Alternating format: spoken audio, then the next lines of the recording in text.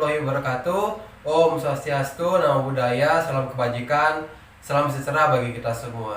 Tabi pun, perkenalkan nama saya Wayan Wibowo, NPM 20140020 dari Prodi Sejarah semester 2 kelas Sejarah 1A. Baiklah, pada kesempatan kali ini saya akan membahas materi mengenai migrasi penduduk masa kolonial Belanda. Baiklah, kita langsung masuk saja ke materi yang pertama. Materi yang pertama itu ada masa percobaan kolonialisasi. Kolonialisasi Belanda pertama kali dilakukan atau terjadi pada tahun 1905 atau 1905.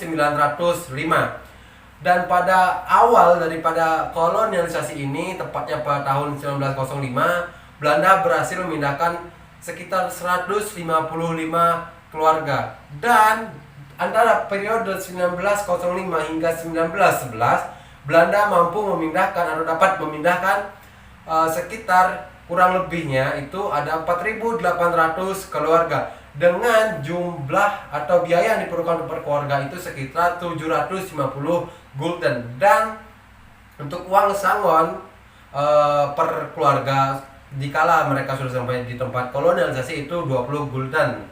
Nah, pada masa percobaan kolonialisasi ini banyak yang berpendapat bahwa Belanda tidak serius dalam menanganinya. Kenapa? Karena pada masa kolonialisasi percobaan ini Belanda masih banyak sekali mengalami masalah internal di dalam organisasi ini. Nah, selain itu ada juga yang berpendapat pro dan kontra mengenai perpindahan atau kolonialisasi penduduk dari Jawa menuju Sumatera. Yang pro, mereka berpendapat bahwa jumlah penduduk di Pulau Jawa itu sudah banyak sehingga diperlukanlah yang namanya kolonialisasi guna menekan angka jumlah penduduk yang sangat banyak. Sedangkan yang kontra itu mereka berpendapat bahwa di Jawa atau Pulau Jawa ini penduduknya itu masih sedikit, dalam artian belum terlihat adanya kepadatan penduduk yang terlalu banyak sehingga tidak perlukan kolonialisasi ini. Nah, kita akan masuk ke materi berikutnya, yaitu periode Lampung Folk Bank. Nah, jumlah penduduk yang dipindahkan ke daerah kolonialisasi antara tahun 1912 hingga 1922 adalah sebanyak 16.838 orang kurang lebihnya. Dan pada tahun 1922 dibuka lagi pemukiman kolonialisasi di dekat kota Agung Lampung Selatan. Ya, walaupun ada kota lain yang itu yaitu Sukadana di Lampung Tengah, habis itu Bengkulu, Kalimantan dan Sulawesi.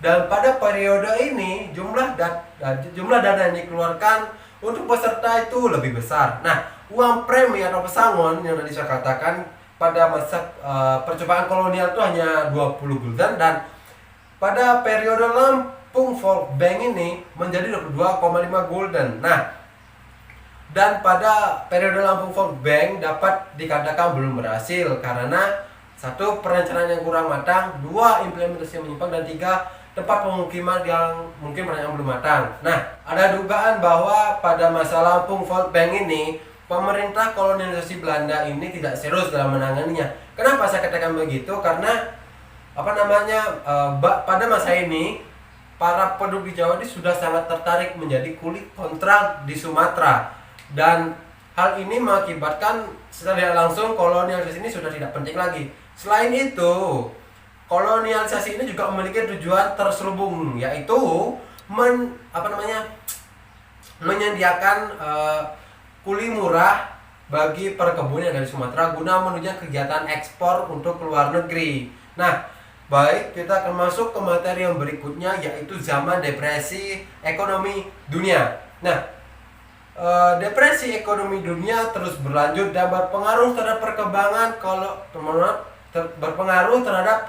perekonomian kolonial Belanda, di mana permintaan terhadap kuli kontrak atau tenaga kerja dari perkebunan di Sumatera ini berkurang. Bahkan dari perkebunan Sumatera ini sengaja untuk mengurangi jumlah kuli yang mereka kontrak. Dan depresi ekonomi mempengaruhi kolonialisasi secara cukup signifikan. Kolonialisasi masih dapat terus berlanjut, namun dengan sedikit sekali bantuan dana finansial dari pemerintah. Dan sejak tepatnya pada tahun 1930 terjadi perpindahan penduduk yang ada kolonisasi secara besar-besaran, dan karena hal itu pemerintah memperketat persyaratan untuk mengikuti kolonialisasi. Di antaranya para peserta harus benar-benar petani. Yang kedua, harus kuat karena harus akan bekerja keras. Yang ketiga, tidak memiliki banyak anak kecil. Yang keempat, apabila bujang ya, dalam arti yang belum menikah, itu harus menikah terlebih dahulu. Supaya apa? Supaya tidak mengganggu istri orang lain. Nah, mungkin itu dulu yang dapat saya presentasikan pada hari ini. Apabila ada yang salah, saya mohon maaf. Dan saya akhiri. Assalamualaikum warahmatullahi wabarakatuh. Om Santi Santi Santi Om.